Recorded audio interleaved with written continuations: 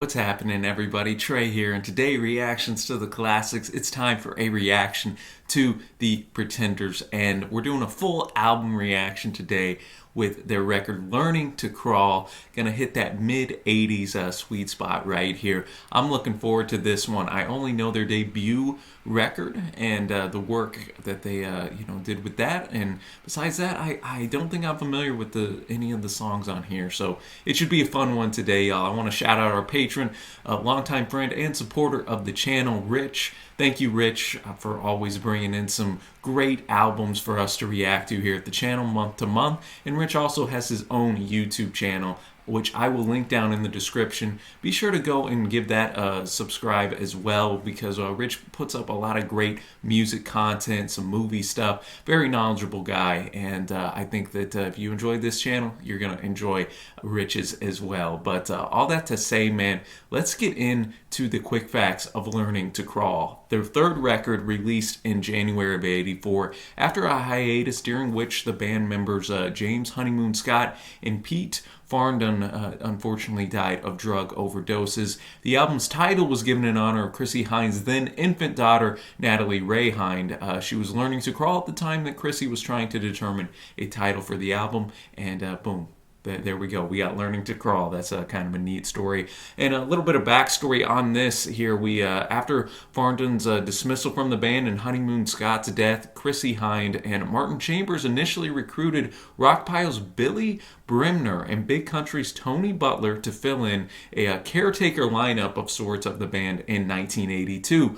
Bremner played guitar and Butler played bass on the band's September '82 single Back on the Chain Gang / My City Was Gone, both sides of which were later included on this record. So just a little update on the personnel there. As the album sessions got underway, Bremner, Graham Parker's bass player Andrew Bodner, and Paul Carrick, formerly of Squeeze, Ace, and Roxy Music, played guitar, bass, and piano respectively for the track Thin Line Between Love and Hate. Finally, we have Robbie McIntosh on guitar, Malcolm Foster on bass were recruited to join Hynde and Chambers, and the band was now officially a quartet. It was this lineup that recorded the rest of the tracks featured on Learning to Crawl. All songs were written by Chrissie Hynde, except where noted.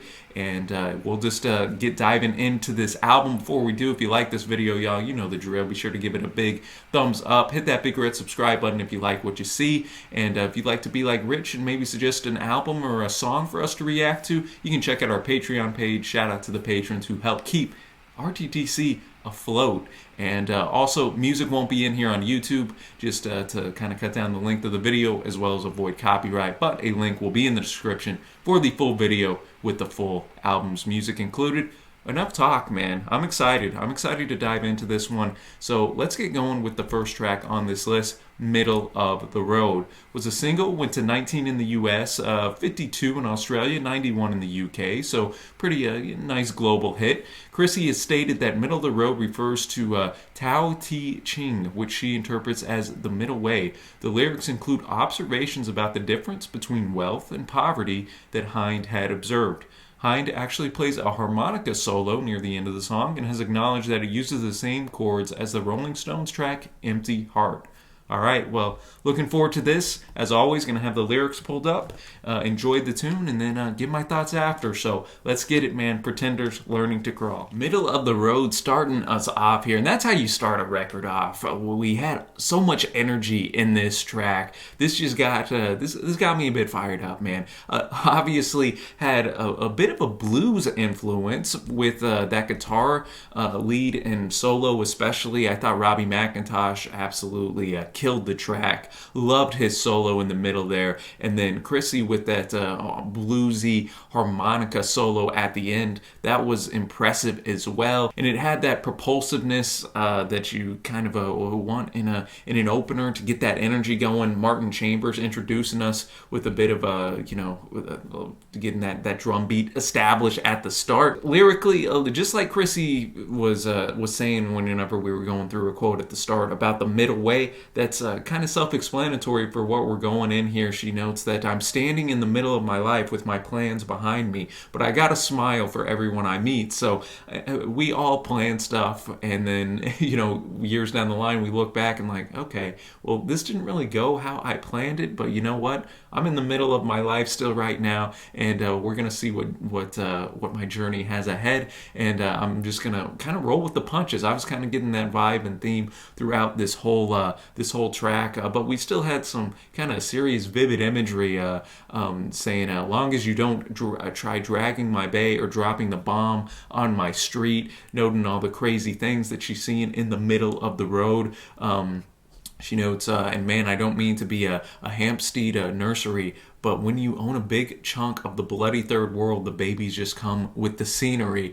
And then at the end, I enjoyed the line, "Don't harass me, can't you tell? I'm going home, I'm tired as hell. I'm not the cat I used to be." Again, kind of that maturation process that we go through in life. And she notes, "I've got a kid, I'm 33, baby." So kind of that autobiographical line. Little note, she was 32 whenever this song released, but hey man, she probably was looking ahead and figured, hey, B3 rhymes a little easier. So I enjoyed this one, and that will now take us to the second track here, Back on the Chain Gang.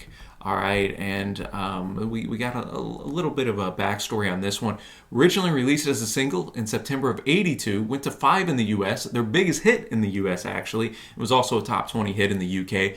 Was recorded after James Honeyman Scott, the Pretenders guitarist, died unfortunately of a drug overdose at the age of 25 in June of that year. This came 2 days after they fired the longtime bassist Pete Farndon because of his drug problem. In July of '82, the band began recording the song at AIR Studios in London. Air Studios. At that time, only 2 Pretenders were left. You had Chrissie Hynde, who was about 3 months pregnant with her first daughter, and then the drummer Martin Chambers. Other musicians, as I noted at the start, were hired to fill in the sessions. This is where we have lead guitarist Billy Bremner, as well as Robbie McIntosh and bassist Tony Butler, who were already in the studio for a big country recording project. The producer was Chris Thomas, who was familiar to the band from his integral role in making the Pretenders' earlier records. Most of this song was recorded quickly with the band placed close together in the studio, arranged as if performing live, so keep that in mind as we listen to that, with Chambers' drum up on the riser. Small loudspeakers were aimed at the musicians from behind Chambers to reinforce the sound of selected drums, such as the snare. So I'm going to be cueing in onto that drum beat that Chambers is going to be laying down. Bremner's featured guitar solo was performed in one take, all right? Later, alone in the studio, as was her preference, Hynde performed her main vocal line with 3 or 4 overdubs dropped in to fix minor imperfections. She then recorded her own backing vocals. Finally, the rest of the backing vocals were performed by Chambers and Butler, along with the Chain Gang chant. The sound of the clanging hammers was made by banging various metal pieces together. Hynde wrote this as a memorial to Honeyman Scott, and she dedicated it to him.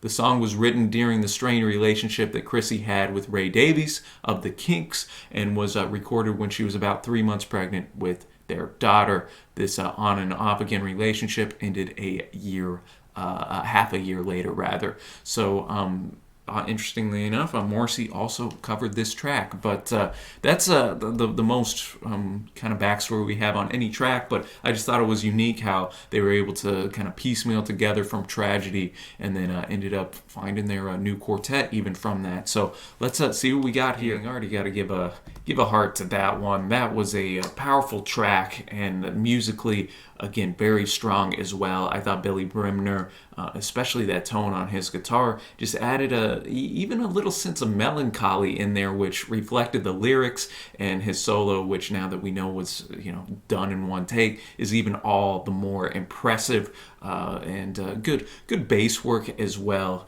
by Tony Butler. And Chrissie delivered a heartfelt vocal performance here, and just from the start, I found a picture of you, what hijacked my world that night, to a place in the past we've been cast out of. Now we're back in the fight. Just a bit, knowing the backstory, knowing that it was written with with Honeyman Scott in mind here, that just gives some extra power to the lyricism. That picture, that one thing can just flood all those memories back of the good times that they had together. And then noting we're back on the train, where I interpret that as kind of we're back trying to get back in the groove of the band, of recording music, of honoring our past and moving forward in our future.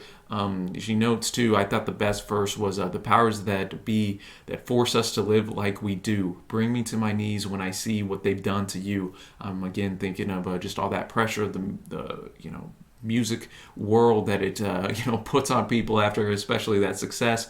Maybe again that some of those pressures maybe forced Honeyman Scott into into that addiction, and it was tougher to get out of that, being in that fame that they were in. But but I'll die as I stand here today, knowing that deep in my heart the faults are ruined one day for making us part. And then she notes again, I found a picture of you. Those were the happiest days of my life. So what we were interpreting earlier is kind of put in full front in front of our face there, noting that man, those were happy times. I can only imagine early on in the Pretenders' career getting that start, trying to make a name for themselves, and they did. So I thought this was a wonderful track, just all the way around, man.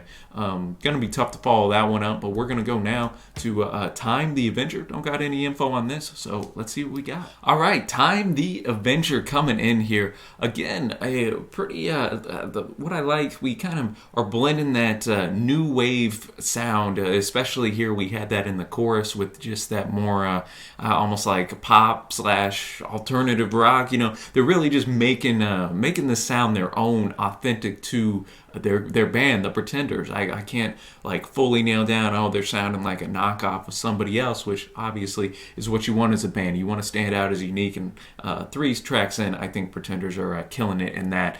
And here we got that unique concept. You hear that phrase, time is on my side. Well, now we kind of flip that, Chrissy does, with Time's the Avenger. And I wonder if again the death of Honeyman Scott was on her mind whenever she was writing this track, or did she write it before? I don't know. But we start out saying nobody's perfect. That's another kind of theme throughout here. Nobody's perfect.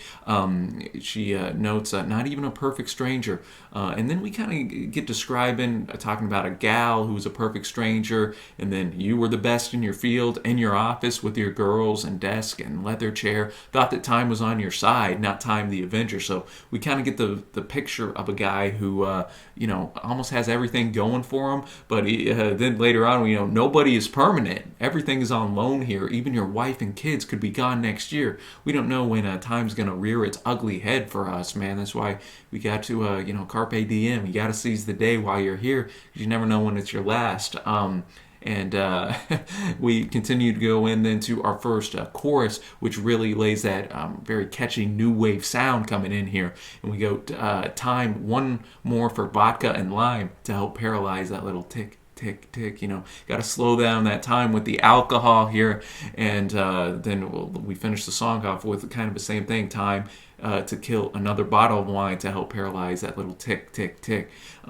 So just that concept of flipping, time being on your side to time being an avenger, and getting ready to take you or maybe your family out, or maybe pay you back for some of the wrongs you've done. That was an interesting concept, and musically I thought it again was quite unique as well. So now we're going to go to track number 4. We have Watching the Close, which was an older song written before the band's debut album. Hein was inspired to write the song after a close friend had died, so I guess she figured it fit well with the circumstances surrounding the recording of this record. Watching the Close, bringing it here, the shortest track we got on this record at just under 3 minutes. I think this is the weakest track on the record so far, but even so, it did have its moments here. Again, a very unique kind of songwriting concept here. Playing it Saturday night as I'm recording this. It is about to be Saturday night, so shout out to you, Chrissy. It was fortuitous that I was to do this right now. And then shaping that up with going to the laundromat, watching the clothes go round. Another week's going. She kind of thinks about her life, been working hard, trying to make some money. Maybe she's a waitress. Would you like sour cream on your potato, honey?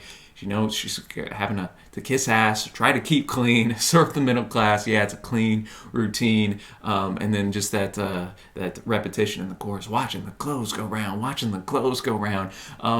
Musically, I thought that Macintosh had that moment towards the middle of the track where he just kept ramping up, crescendoing up on his guitar lead. I'm continuing to be impressed by him and what he's laying down here. A bit of like an old school kind of dirty rock and roll sound we had on this track. So even though maybe it doesn't stand out as much as the previous three, it works for what it is, a little bolt of energy here. And it's kind of cool that they were able to use that early song that they had and put it in here all these years later. So now we're going to go to the track Show Me. Don't have any research or info on this, so let's see what we got. You already know I gotta hit the heart on that. I adored this song, man. I thought Chrissy's vocal performance was the sweetest, the best that we've had up to this point on the record. I kind of called it in my mind, show me the meaning of the word, because I've heard so much about it. They say you can't live without it. I was thinking love off the bat, but I did like how they didn't reveal that until, halfway through the song or whatever. Kind of built that tension up. You're like, okay, I think I know where Chrissy's going with this, but I'm not 100% sure. And then we switch from kind of that sweetness to welcome to the human race with its wars, disease, brutality. You, with your innocence and grace, restore some pride and dignity to a world in decline. So again, kind of having that muse looking out there to be a light in the darkness of the world, which is a theme that we've already touched on briefly in some of the earlier tracks that we've had on here. Time the Avenger standing out most of all in that regard, and just her vocal performance, man. I know I keep harping on it, but it was so sweet. Show me the meaning of the word, and then just kind of longing out there saying, oh, I want love, I want love, I want love. Again, musically, the guitar work by Macintosh was fantastic, and I like that they make sure to fill up all their they make the best use of their time. We had Robbie go off on a little mini solo in the last 20 seconds or so, just for a little bit, but you didn't expect that, and then boom, they throw it in there. They switch the tempo as well at a certain juncture midway through the track in one of the verses. So again, kept it interesting, and that was one I didn't want to end, man. So great track right there, and we're gonna move on now to track number 6. We got Thumbelina. All right, Thumbelina bringing it with almost a bit of a light country infusion, kind of with the beat a little bit in there. And this one would kind of be down with Watching the Clothes for me. It'd be towards that bottom of the pile up to this point, but it again still had its merits in here,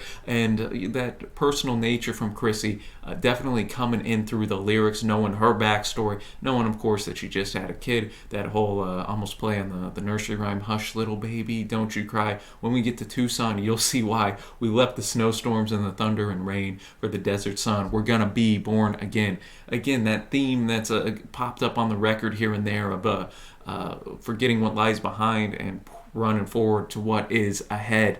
She notes the importance of her daughter here. It's set in the imagery of almost that cross-country road trip, and she notes all the love in the world for you, girl, Thumbelina, in a great big scary world. All the love for you in the world, or all the love in the world for you, girl. Take my hand and we'll make it through this world. But then she kind of, and we know what happened between her and Ray Davies.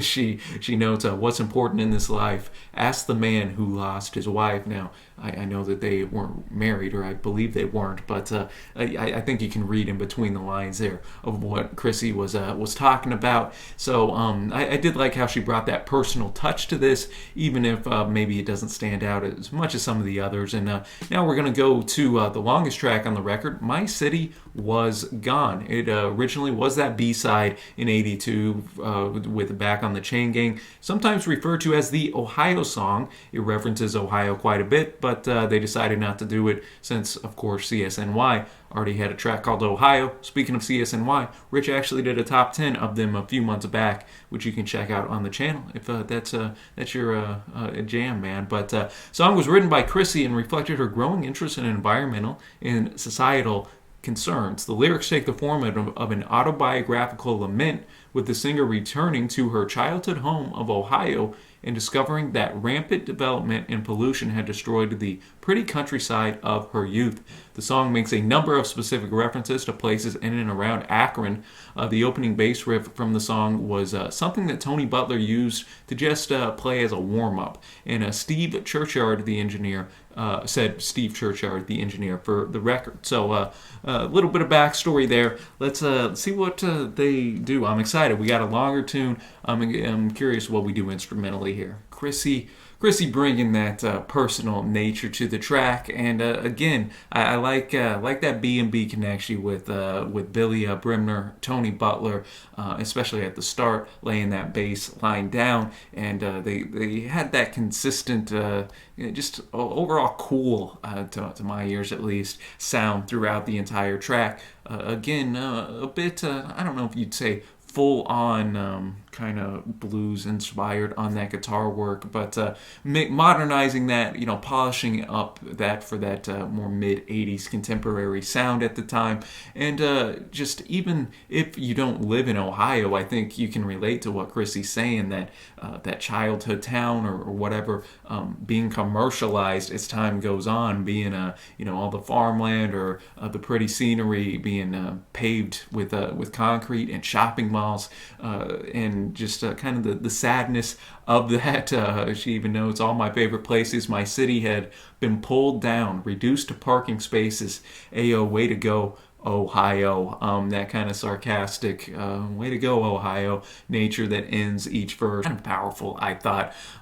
So yeah, just a pretty self-explanatory song in that nature. Don't have too much more to add on it. Thought it was a good vocal performance by Chrissy, and just a strong overall song. See why it was included as a B-side for sure as well. And now we're gonna get to the cover on here. We have Thin Line Between Love and Hate. Originally came out in '71 by the New York City R&B vocal group The Persuaders, which was their biggest hit, went to 15 in the US and was 1 on the R&B chart.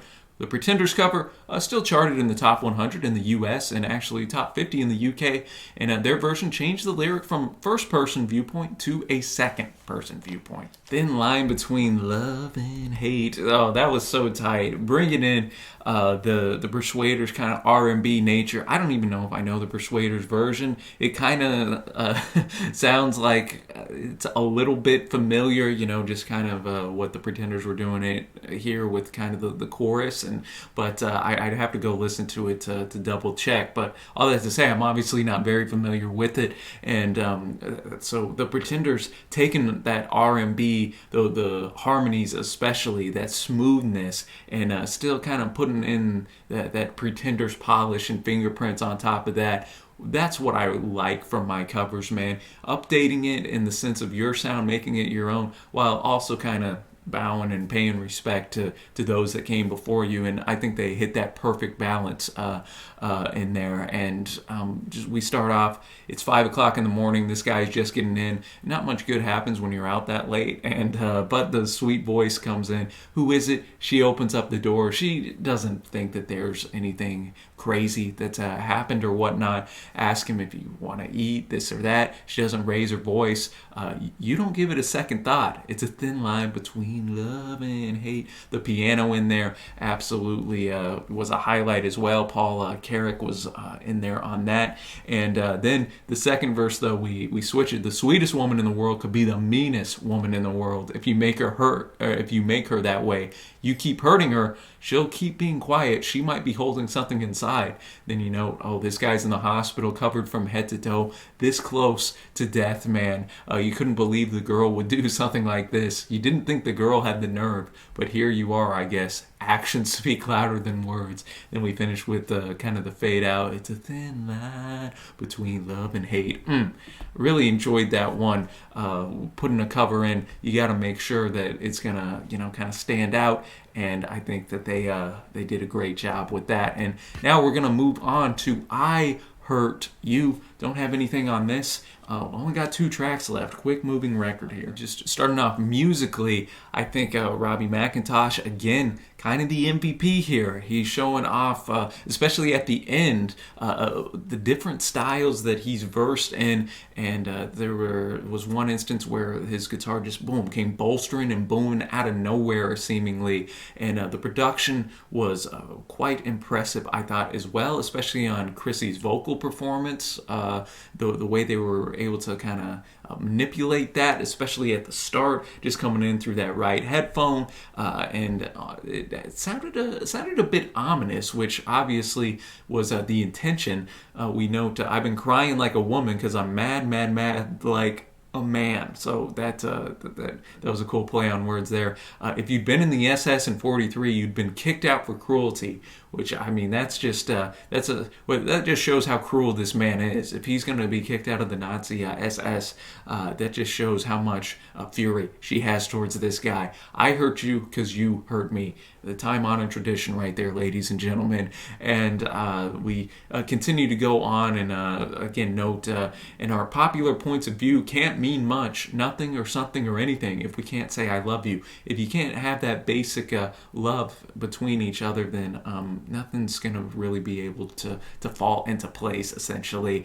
And so, again, not going to be in that top tier of tracks for me, but again, it did something to stand out from the rest of this album right here, with the vocal technique, or the vocal treatments rather, being kind of the highlight in that regard. And again, Robbie showing how talented a guitarist he is. And we're going to finish this off, y'all, with 2,000 Miles. It was their second single from this record, went to 15 in the UK.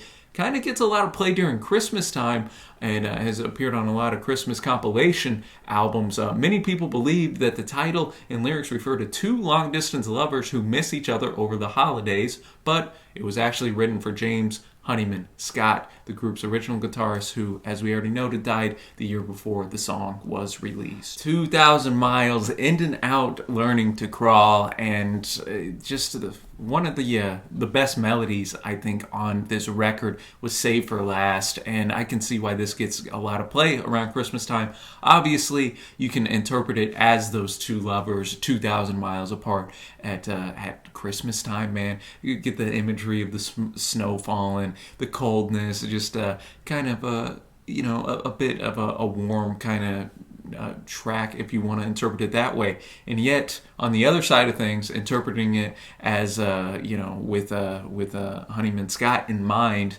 then that kind of changes that 2,000 miles, maybe from here to heaven, or whatever the case may be. And it's colder day by day. I miss you. The children were singing, "Oh, he'll be back at Christmas time." And then sometimes in a dream you appear outside under the purple sky, diamonds in the snow sparkle. So yeah, you can interpret that as maybe your long distance lover appearing, or more often than not, somebody's appearing to you in a dream that maybe passed away. You can kind of read it in that regard as well. And so even though it was more kind of uplifting musically, it did still have that melancholy nature once you know the backstory to it, which a lot of this record had. And now I'll get to my favorite tracks. And for me, man, I got to go back on the Chain Gang. I know that's a bit of a basic pick, but instrumentally, that song was on fire. Show Me, which had, I think, Chrissy's best vocal performance on here. Very sweet, and again, noting that theme of love, wanting that. I thought that was tight. Got to give a shout out as well to Thin Line Between Love and Hate, the cover of the Persuaders. That really impressed me with the harmonies and the piano, and and just how they made that their own while still paying respect to the Persuaders. And then also kind of give a dual middle of the road and 2,000 Miles, the opener and closer. Give a shout out to those tracks as well. And that'll take me now to the overall score of the record. I actually enjoyed this more than their debut, which I don't know if that's a hot take or not. I'm not as high on their debut as I know a lot of people are, but this record kind of it was what I expected the debut to be in quality, because this was a very quality album. And it's got that, again, that perfect length, about 39, 40 minutes, 10 tracks, didn't overstay its welcome. It shifted stuff up enough musically to keep interesting. Even the songs that maybe didn't hit as much for me, they still had moments where they stood out, either lyrically, such as Watching the Close with the story there, or musically with Thumbelina. Even on the songs that maybe didn't hit me on first listen as much, I could still see some merit and stuff to draw out from. And then at the high points, man, great guitar work by Robbie McIntosh, and then on the tracks that he wasn't in, the guest of Tony Butler and Billy Bremner really killed it as well. Martin Chambers always laying down the nice, powerful beat in the background to go with Chrissy's unique vocals, at times pretty vocals, and again, a lot of heart-wrenching kind of lyrics in here as we know the backstory of why and how this was written. So a bit of a sense of blueness and melancholy throughout the record as well, which was something that I appreciated, man. I appreciated when artists put themselves out there. So for me, on first listen, I thought this was a very good album. Definitely go give this a spin if you didn't watch along with me. But I'm going to be at a nice 7.75 for me on this one. Let me know what you think of Learning to Crawl down in the comment section below, as well as your favorite tracks. Be sure to give Rich some love. Go sub to his YouTube channel as well. Thank you, Rich, for bringing in another banger of a record here for us to feature at RTTC. And until next time, y'all, thanks for watching. Happy listening, and I will see you next time.